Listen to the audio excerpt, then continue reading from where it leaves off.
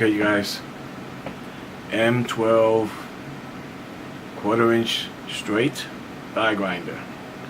I only bought it because I had issues years ago, over 5 years ago, with the first two Dremel tools I had.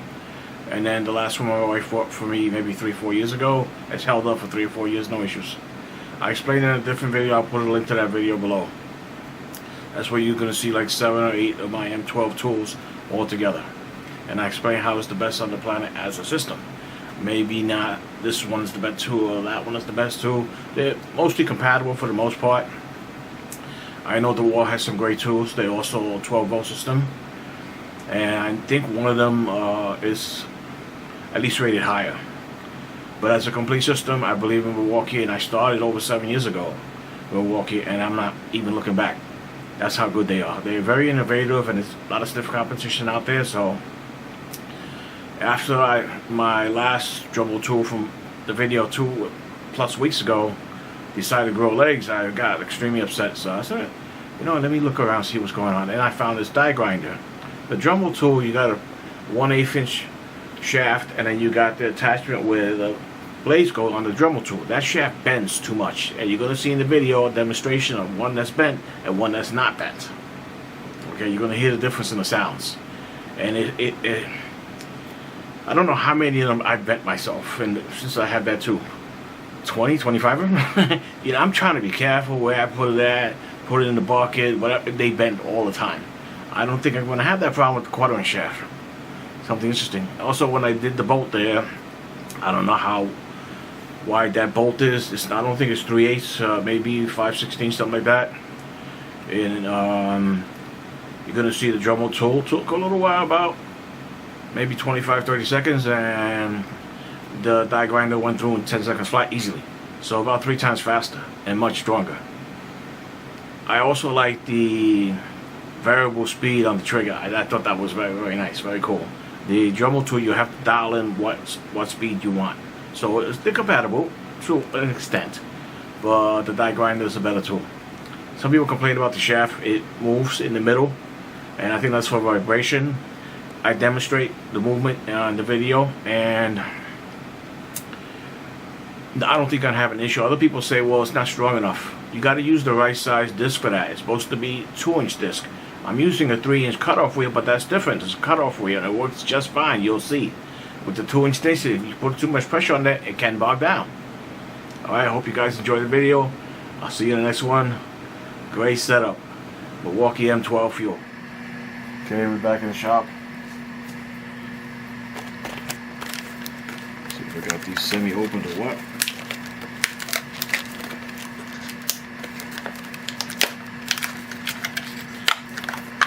This is 2 more 6.0 amp hour batteries, M12 system.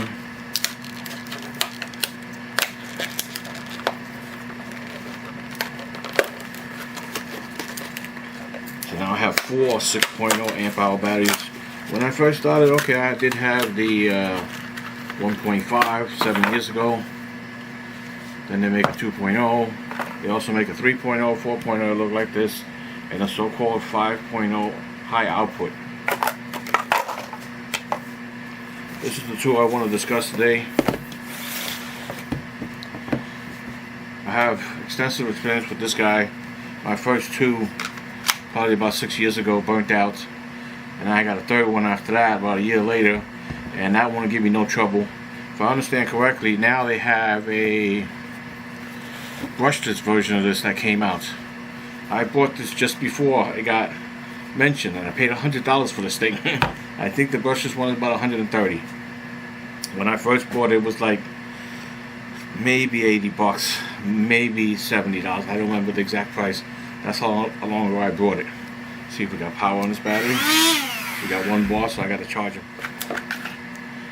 I had put up a video maybe 2 weeks ago about my M12 system, how it's the best on the planet. And just after I put up that video, this guy walked on me. The only reason we got another one because one of the employees asked the supervisors to get the tool because everybody grabs it from me and uses it. So the company actually paid for this one. The batteries are mine.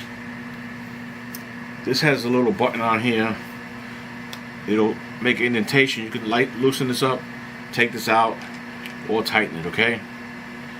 The main difficulty with this is this 1/8 here. It bends too easy. Right here. It just bends too easy. Okay? Once you bend it, it vibrates funny, it makes funny noises, and it doesn't work proper, so you got to be careful with that. This does come with a little wrench. I can't find it, but I've had no problem tightening it by hand as long as I hold this down. This goes very high, this one. It goes up to number 6. I use it about 4, between 4 and 5, maybe 4.5. That's about where I set it up, where I use it the most for the cut-off wheels. I don't have any other attachments with it, but it's a nice setup that you don't have to have a cord. It works really good in a lot of different areas. A little light duty, and the red link system definitely works on here. Will lock you off if you put too much pressure on it, and it'll make you wait a few seconds. If you heat it up too much, it might make you wait like 30 seconds or more. Okay, this is what it looks like. It's kind of spring loaded here, and you can take the disc out. A little difficult to see, and you have to push this down, and you get the new blade in. You guys heard it click in place. Okay, for this guy here, I also purchased from Milwaukee a collet that is 1/8, so I could use attachments for the Dremel on this tool. I didn't want to go get another one, and lucky enough, I actually bought this before. The company bought this one from us. I was kind of surprised. I had that tool forever, and that it would work like that. That wasn't really cool. We got some instructions in here. I did open this up to look at it, but I didn't use it yet, and I needed to use it a couple times. I haven't looked at the instructions yet. It's only got 3 speeds. The right angle version has 4 speeds. I believe it goes up to 2400 RPM. I believe this one goes to 2100 RPM, which is what I'll be using the cut-off wheel for. More delicate work. If I'm using burrs to do like woodwork or something like that, or I'm doing intricate work on metal, I put it down to number 1, which is, I believe, is 10,000 RPMs. Number 2 should be 15,000 RPMs, and number 3 should be 2100 RPMs. So this guy's a little bit slower than the other one, than the right angle one. Yep, I feel a little movement here. I guess that's for vibration. That's what I heard. It doesn't feel like it's going to move a ton, but I can feel the play in here. There is a 3 speeds, 1, 2, and 3. It is a fuel brushless motor. This one isn't, but like I said, I believe just recently, like last week or so, they put out a fuel brushless of this guy over here, which I would recommend for the extra dollars. And the prices I believe I'm giving you are for the bare tool only. So you should be invested in this system here. This is a burr set for carbide for metal. The aluminum ones are not cross-fluted. They only have a single flute for aluminum, because these will get bogged up with aluminum if you use these. There is ways to clean them. I'm not sure how to do that. You can see videos on YouTube about that. But it's a nice system. It's got a very high recommendation on Amazon. Okay, hopefully you guys got that information there. I think this collar is going to be interesting. Collar. There is something here we got to be careful with.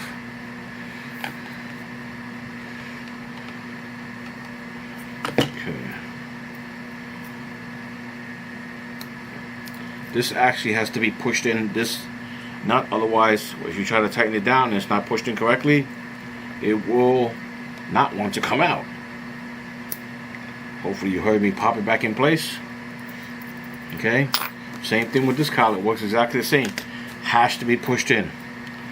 When you go to put the device or the head on there, whatever you're putting on there, for me this time is going to be the cutoff wheel. Do at least a little experiment with that. Okay. This is a 3-inch cutoff wheel. I believe they don't recommend that we use 3-inch like sanding, just like that for this, that it'll bog this tool down. I believe that's what they say.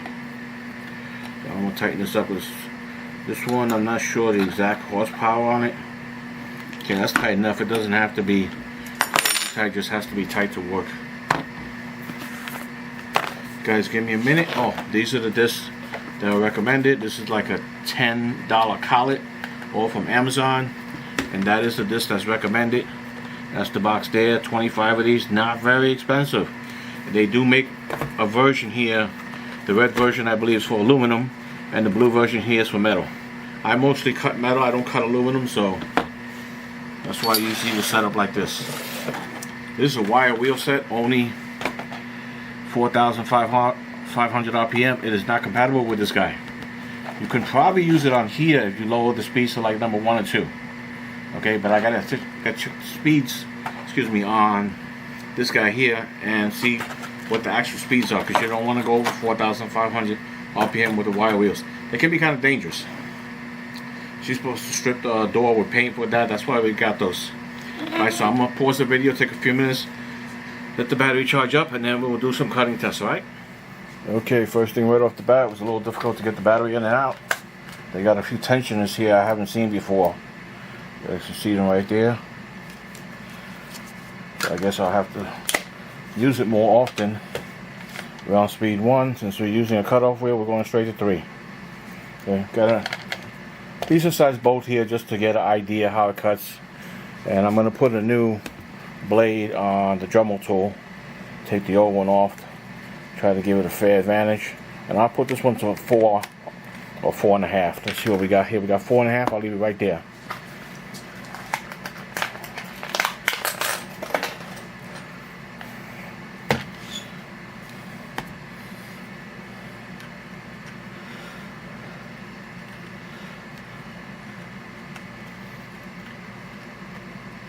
Sometimes it can be a little tricky getting this on the first time, but once you get used to it, it becomes easier. Oh, I just got it in and it popped right out on me again. I didn't twist it. Okay. Alright, so die grinder versus the Dremel tool. I have extensive experience with this one, so I know how to work it without locking it up, or the Rotary system locking it up. So we'll go with that one first.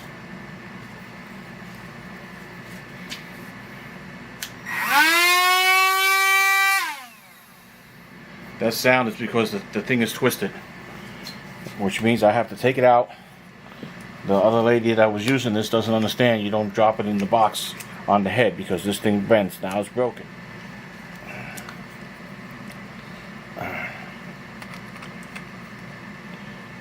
You're going to hear it sound a little bit different now. You hear how it was bent and it sounds really bad. Even if you put it all the way down, if it's still bent, you still have an issue.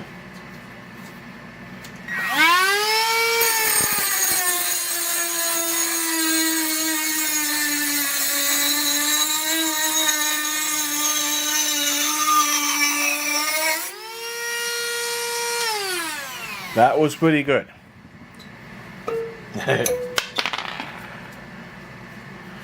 This guy we're gonna put on. We already got it on 3. It's got a unique setup here. You have to push this lever forward, and then you can push it down and use it. I like the idea that it has a variable speed, so I probably can get away with those other ones. But we're gonna go pretty full speed.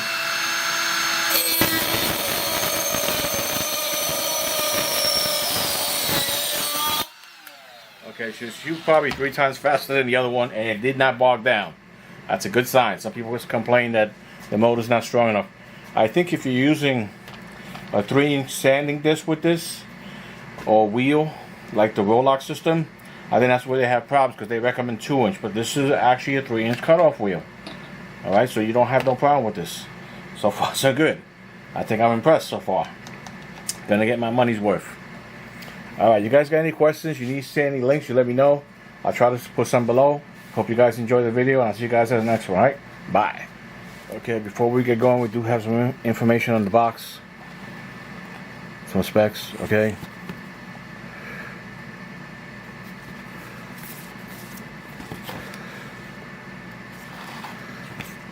That's the number there, 2486-20. The kit might be -22. Yep.